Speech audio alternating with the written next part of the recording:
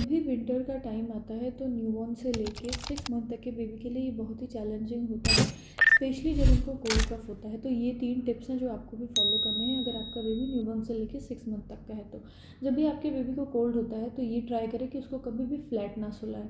उसको कभी भी बिस्तर पे सुलाएं तो उसका सर जो है हमेशा थोड़ा सा अपर आपको रखना है, उससे उसको काफ़ी अच्छी नींद आएगी। मेक श्योर रखना है कि उसकी नोज़ हमेशा क्लीन रहे। आपको डॉक्टर से अच्छे से सेलिन ड्रॉप्स वगैरह आते हैं या कोई भी ड्रॉप से उसकी नाक हमेशा आपको क्लीन रखनी है।